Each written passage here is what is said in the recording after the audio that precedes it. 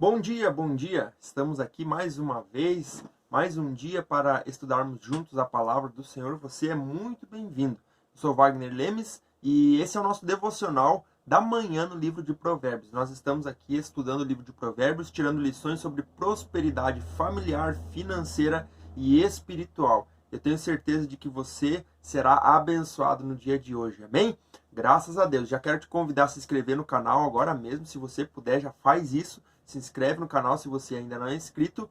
E também, se você quiser conhecer um pouco mais do meu trabalho, aqui embaixo eu tenho um link para o meu site, onde ali eu tenho algumas informações ali que você pode ter a respeito daquilo que eu tenho disponível para você, alguns cursos também, tá? Se você quer se capacitar aí para o ministério, para a obra de Deus na tua vida, amém?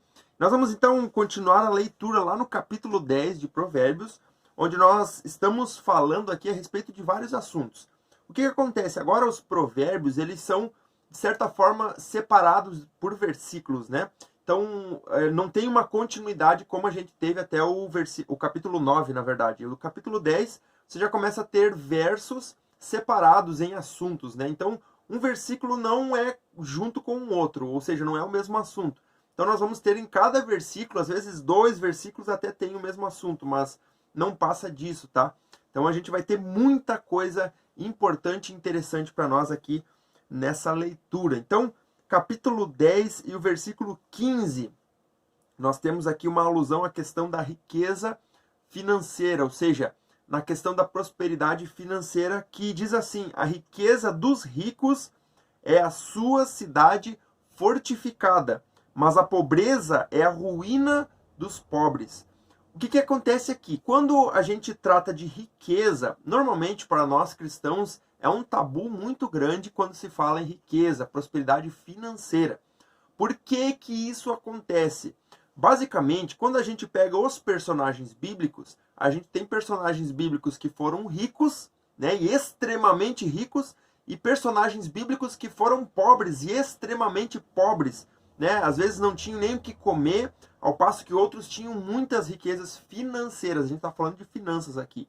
Agora, o que norteia? O que a gente pode colocar aqui como um equilíbrio, tá, nessa questão financeira? O problema maior está quando a gente quer ter além daquilo que é necessário, tá? Não é que seja errado ter além do que é necessário. Porém, o problema é o que você faz com aquilo que você tem além do necessário. Normalmente, quando uma pessoa ela tem bastante, ela vai querer ter mais para acumular. E aí nós temos um grande problema, porque a pessoa começa a buscar o dinheiro não para ajudar os outros. A pessoa se sustenta a si, sustenta a sua família, mas ela chega a um ponto em que começa a passar desse limite aqui de necessidade da pessoa ou da família em si, e essa pessoa começa a acumular em vez de ajudar. E aí nós temos um pecado. Por quê? Porque muitas pessoas não entendem o que é o reino de Deus. O reino de Deus, quando Jesus próprio disse, ele disse amar a Deus sobre todas as coisas e amar o próximo como a si mesmo. E aqui entra a questão da riqueza. Então, a gente entende aqui por esse versículo que a riqueza dos ricos é a sua cidade fortificada. Por quê? Porque a riqueza, ela traz paz. A riqueza, e eu estou falando de dinheiro aqui, tá? Ela provê os recursos necessários, aquilo que você precisa. É muito triste quando alguém passa necessidade, tá? Quando a pessoa ela não tem os seus recursos financeiros, o seu suprimento diário, tá? Então ela passa necessidade e isso traz para ela um prejuízo.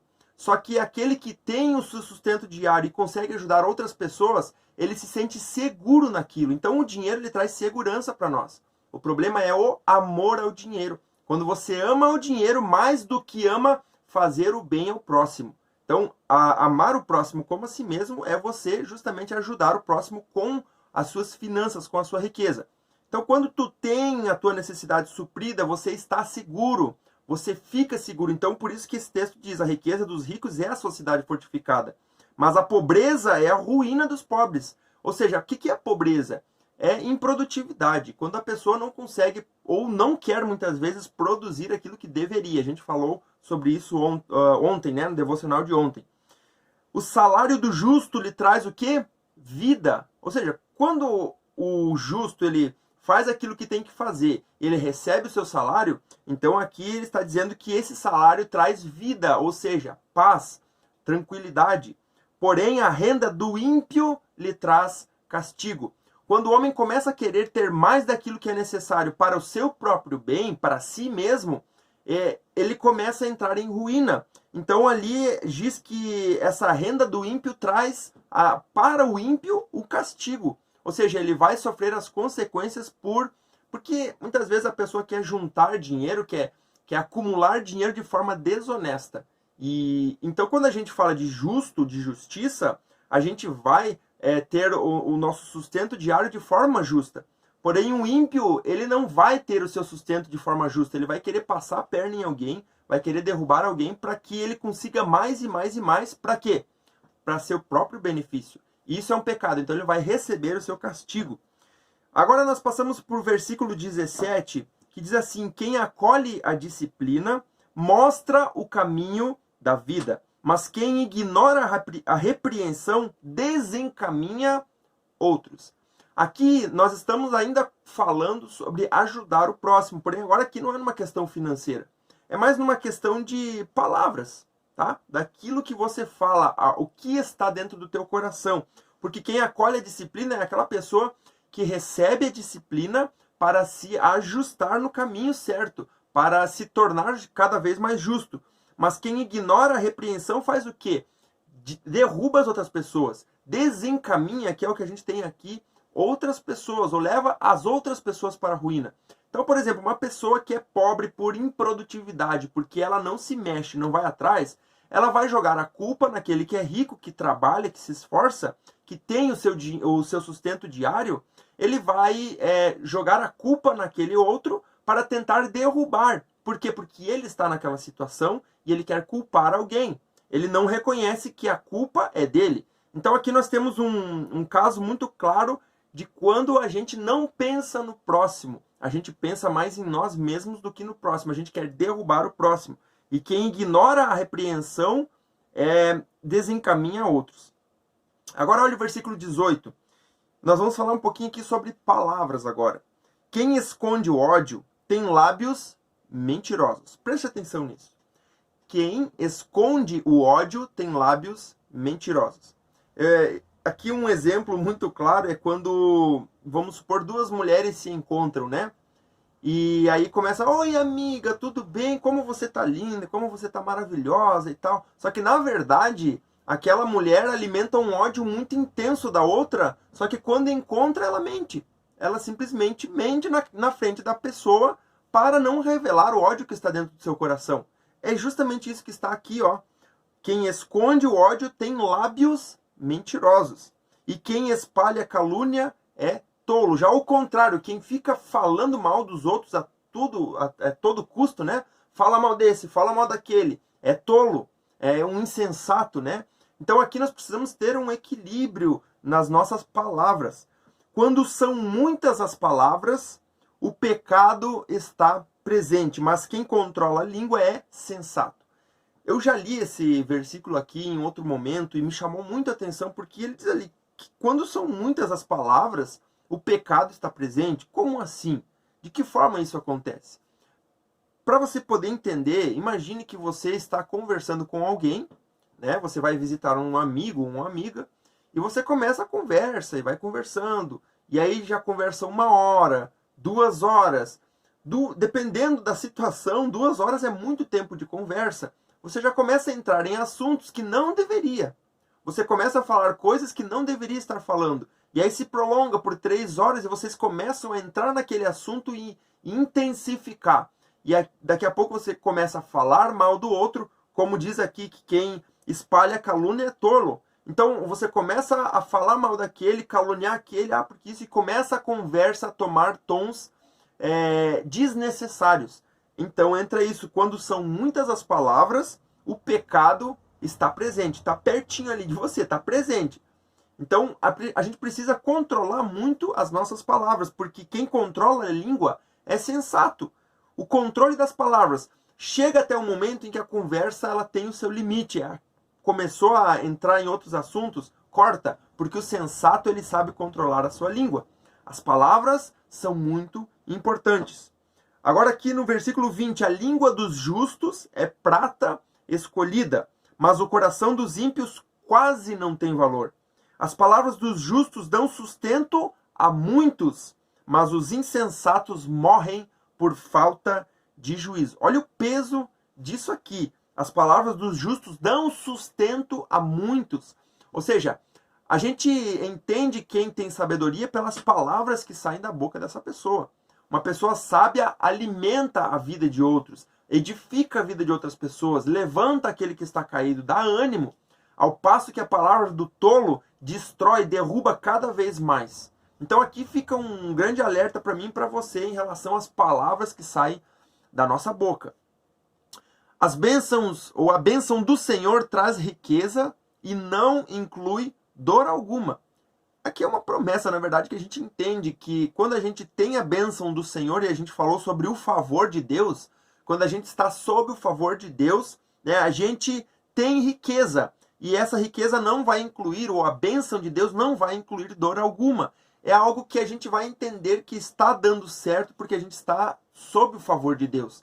A gente reconhece que Deus está nos dando aquele empurrãozinho, mas tudo isso sob a nossa produtividade, quando nós não somos aquele tipo de pessoa preguiçosa, ou dorminhoco, como a gente falou, né? Aquela pessoa que é preguiçosa e que não faz aquilo que tem que fazer.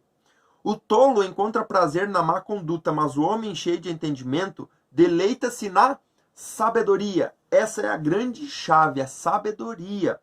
O que o ímpio teme lhe acontecerá. O que os justos desejam lhe será concedido. Né? Até o próprio Jó, ele falou, né? Aquilo que eu temia me sobreveio. Embora Jó não fosse um ímpio, né? Ele conhecia a palavra de Deus, mas o próprio Jó entendeu essa realidade. Ele tinha esse receio de que algo mal ou ruim acontecesse, e foi o que aconteceu na vida dele, né? Mas o ímpio teme, né? O que o ímpio teme lhe acontecerá. Mas aquilo que os justos desejam lhes será concedido. Aqui nós temos uma grande alusão à questão da semeadura, de você semear, ou seja, você colhe aquilo que você plantou. Se você semear uma coisa, você vai colher aquilo. Se você semear outra coisa, você vai colher aquilo. Então, se você desejar algo, vai ser concedido, ao passo que aquilo que os ímpios têm medo que aconteça, vai acontecer. Por quê? Porque o ímpio planta e ele colhe aquilo que ele plantou. Já o justo planta e colhe aquilo que ele plantou também. Passada a tempestade, o ímpio já não existe, mas o justo permanece firme para sempre.